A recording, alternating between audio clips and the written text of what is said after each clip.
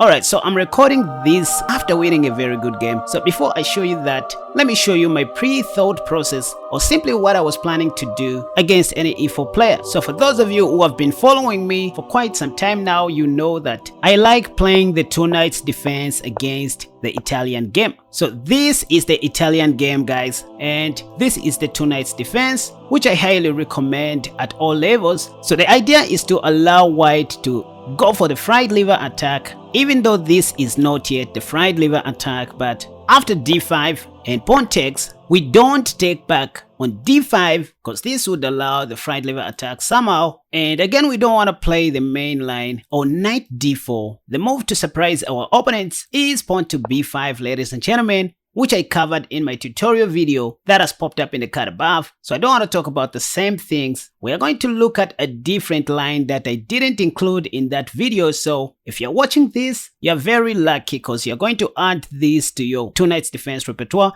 By the way, if you check the master's database, you can see that bishop f1 is the top played move, which is also the top engine move. Later in the video, you will see why bishop takes b5 is not a good move. So the main line goes as follows: bishop f1, and then we don't take right away. We go knight d4, and after pawn to c3, we don't retreat our knight. We just go ahead and take on d5 so that we may end up trading off our knights. And then after bishop takes b5 check, we don't block this check with either our bishop or with our elbow, but instead we go king d8. This is all theory, guys. Black has no weaknesses or whatsoever. Yeah, white may castle short because that's the top played move. And again, you can see the top played move is queen f3. You can see that. So I'm not just making up these stuffs. By the way, your light squared bishop is just hanging, so you can't move out of the way. White is just going to take your free bishop. So you first of all need to protect your bishop like this. And if something like d3, we go queen g6. If d takes e5, the top played move,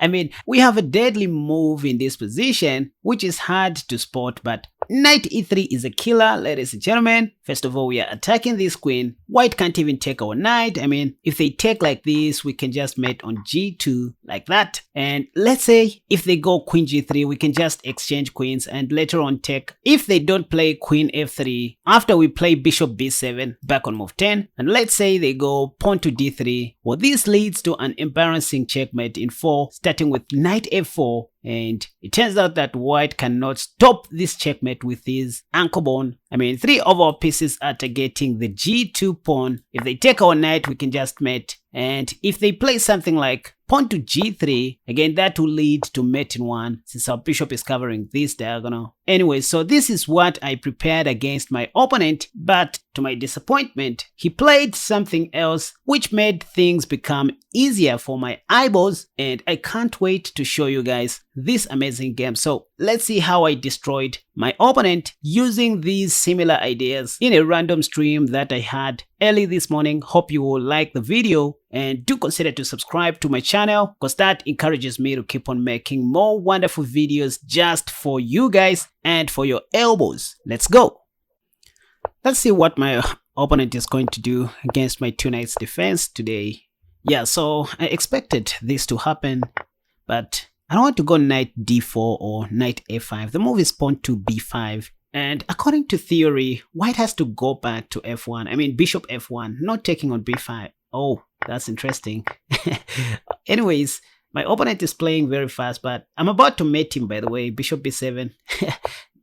Okay, pawn to f3. I think bishop c5 check. I mean, now pawn to h6. Or let me try knight h5, then knight g3 checkmate after queen h6. So how can I achieve this? I want to play queen h6, then knight g3 checkmate. So I have to start with pawn to f6, I guess.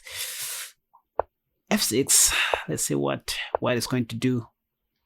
Okay, now I'm intending to go pawn to f5 and then f4, then queen h6. Yeah, this is checkmate. Yeah, knight g3 checkmate.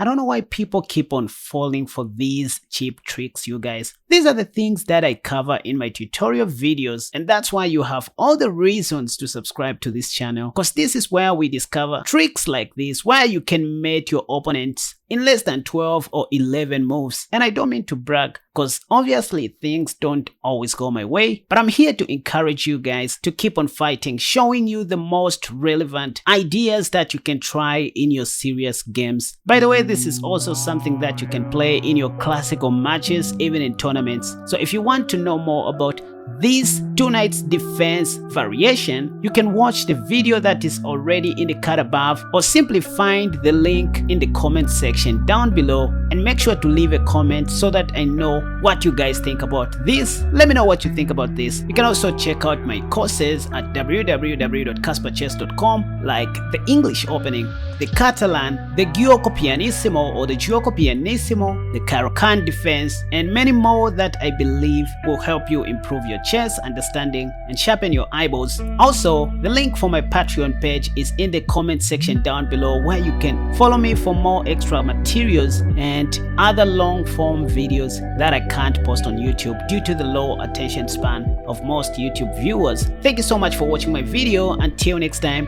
bye bye.